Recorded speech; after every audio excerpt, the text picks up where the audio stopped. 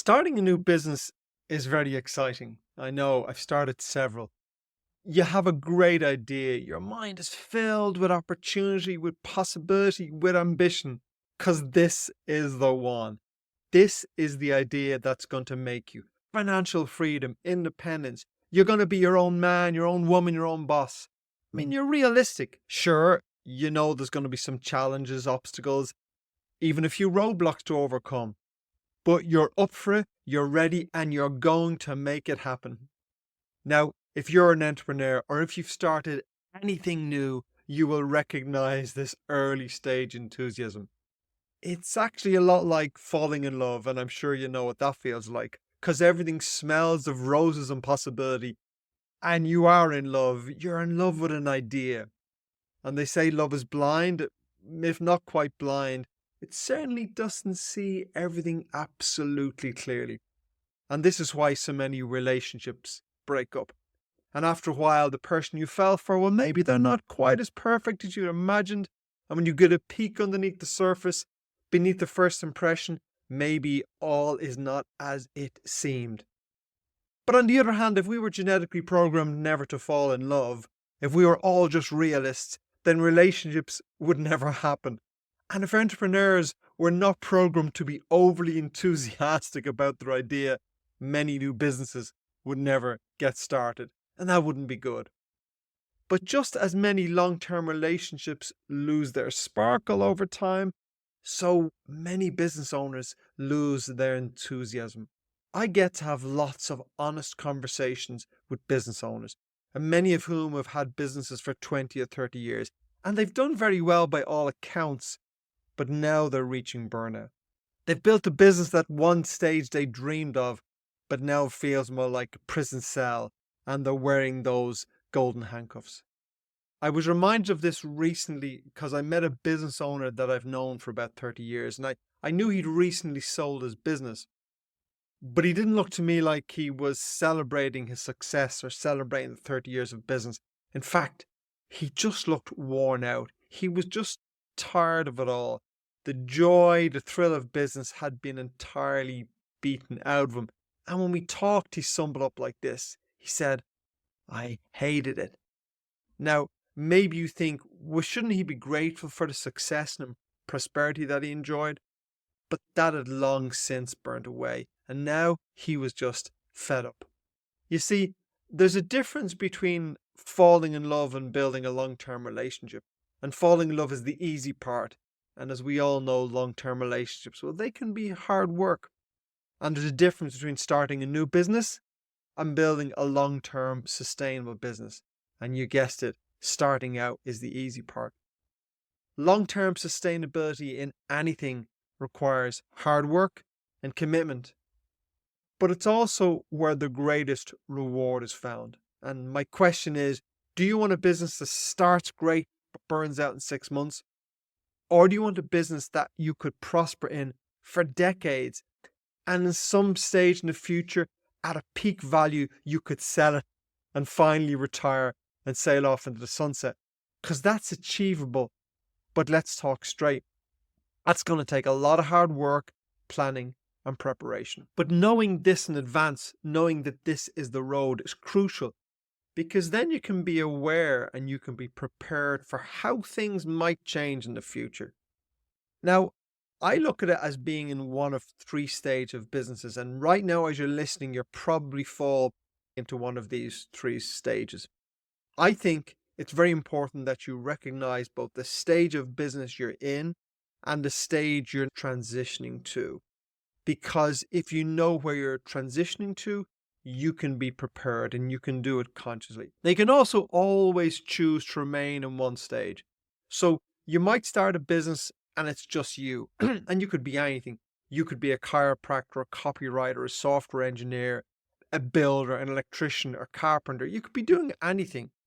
And you might decide, you know what, I'm doing this because it gives me a little bit more freedom than being employed by someone else. And maybe it's more profitable. Maybe you can earn more money working for yourself than you can for someone else.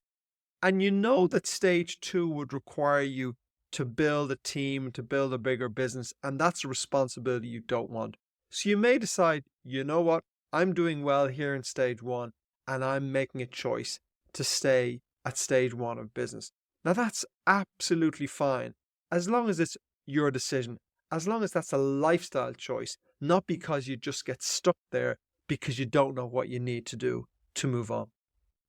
So in stage one, well, that is the excitement phase, the honeymoon period, because you're building a business, you're growing, and you're working very hard. But come on, you're loving it. You're living the dream. And it's just you running every aspect of the business. Or maybe you've one or two employees at the early stage. It can be a really fun stage, and it's decades ago for me, but I remember it well, and I've done it on a number of occasions. And then we drift to the mid stage, which is stage two. Now, this often comes after you've achieved some success. That might be 2 to 5 years in business, and you have some stability. So let's say you're a contractor and you were doing just all small jobs by yourself, and slowly over time you took on a couple of people and you got a good reputation and people liked your work. And now you're not hustling for work anymore. Now you have a stable of customers and now you have people knocking on your door. So now you have a solid business, probably just you and a couple of guys, and you realize you need to build that. So you've moved from the early stage, and now what you need is you need to build a structure in your business. And if your business is going to grow, you'll need people, you need a team, and you'll need processes. And you realize that there are things you're going to have to learn if you're going to grow, and how to delegate and how to hire and reward and build a culture is going to be a huge part of that. Because moving from stage one to mid stage is largely about developing business skills and hiring great people. It's about building a team in your business. Unfortunately, this is the stage that most businesses, I'm going to guess about 95% of businesses, get stuck at. They never move beyond the stage because they never really do it properly. Because let's face it, it's less fun. We've moved from the excitement of the early stage entrepreneur into structure. And if your nature is entrepreneurial, it means you always like new things, you like variety, you like change, you like ideas. And transferring that into a business that requires structure can be very hard. And most entrepreneurs seem to be unable to do it. Because you've built a successful business, you have the stability, and you're probably beginning to enjoy some of the trapping of success. I mean, in all intents and purposes, you've made it. If excitement is the fuel of building a new business, then structure and culture is now what's needed to move that business into the next stage. And building structure just isn't that much fun for many entrepreneurs. Well, it may not be fun, but it's essential if you're going to grow your business. And because so many entrepreneurs struggle with this, they just get stuck here. And they can still build their business to a degree, but they're stuck in that point of still being the entrepreneur and never fully becoming the business owner. This is where my friend got stuck. Now, don't get me wrong, he'd been stuck there for decades and he'd built a very successful business. I certainly know at times the money was rolling in, but that's not the problem. The problem was he was the core of his business. Now he had staff and he had some management, but he had remained the core of his business. So as the business grew, as the contracts came in, so did the pressure continually grow on him. Now, eventually, that wears on any business owner, on any entrepreneur. I have been there. It's not pleasant. But you get stuck in it and the years pass and it just wears you out. And at the end of that, you hate your business. It makes a whole lot of sense. I mean, I remember this really, really well. And the image that sticks in my mind was one of standing in a tennis court. Have you ever been in a tennis court, one of those automatic ball machines that fires balls out when you don't have an opponent? And you're standing there and you're lobbing the balls back. So imagine you really rack that up and the tennis balls are flying out. And they're flying at you so fast that you can barely keep up.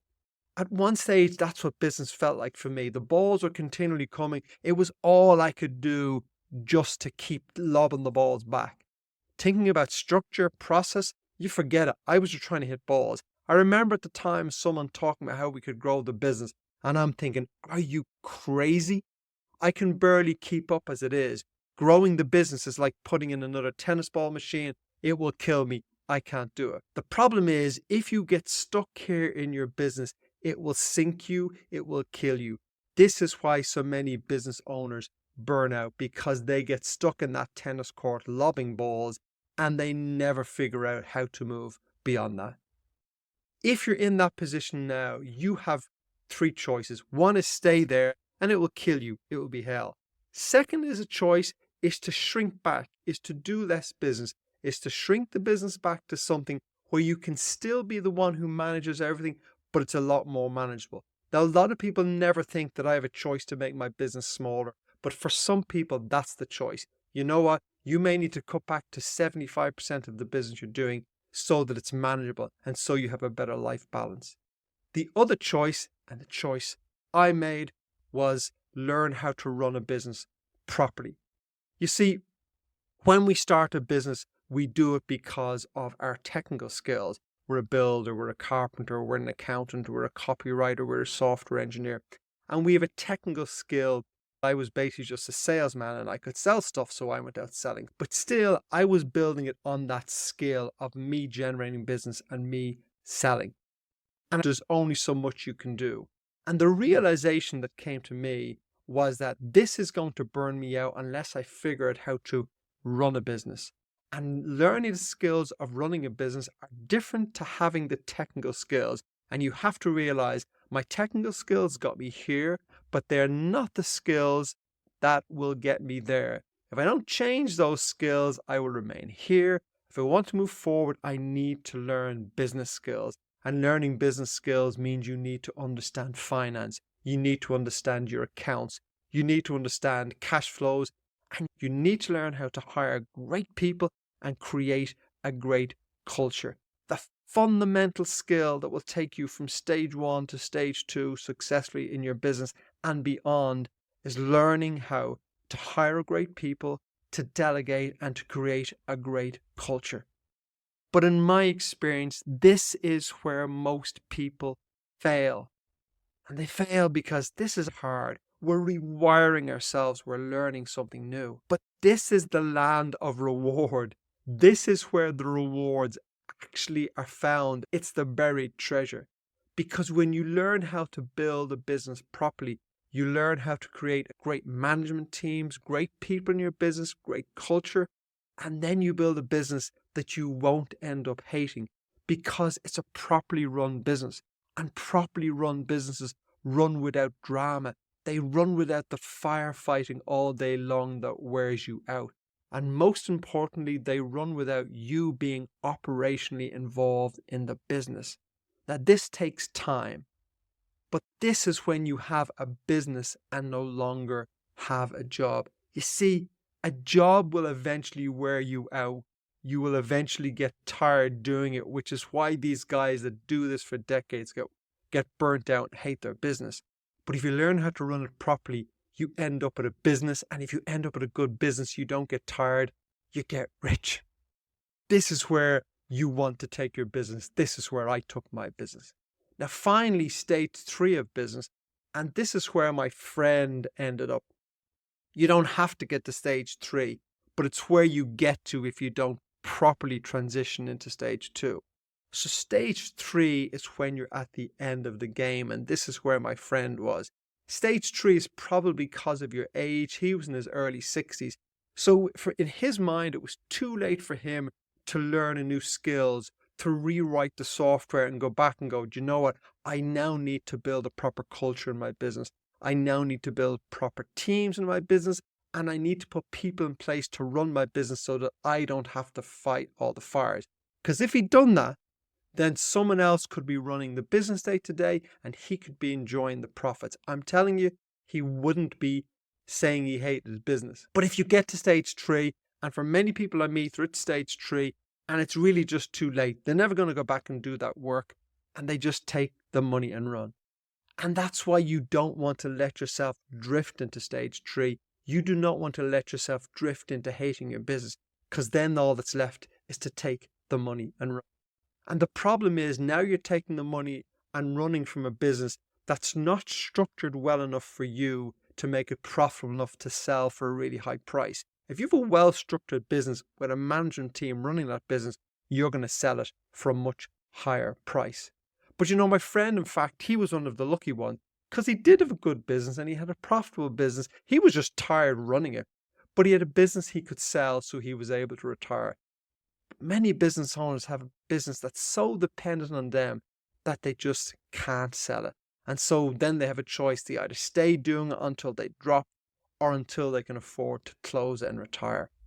If you're a beginner on the road as an entrepreneur, you have to realize that this is the road ahead. And once you know it's the road ahead, you can begin to make choices about what it is that you want to do with your business, and you can learn the necessary skills. You can decide what you want from your business. You can realize that transitions will need to be made or you'll get stuck in any one of the stages. Now, maybe you already have the skills to guide your business through these stages, and that's great. If not, maybe you recognize that you will now either need to acquire new skills or you'll need to hire people to have those skills. But at least you're aware of this and you won't fumble into it and wonder what's going wrong. Because now you've been forewarned, and forewarned means you're prepared. And if you're prepared, you can do something about it and you can create better outcomes for you and your business. Entrepreneurship, it's very exciting. And building a sustainable business, that's less exciting. But it is very rewarding. Whatever road you choose, I wish you the very, very best of luck. Until next week. If you enjoyed this episode, please do subscribe, share on social media, tell your friends about it, or leave a comment. It all helps us grow the show and share our message. Thank you for listening. See you on the next episode of The Inner Entrepreneur. Take care.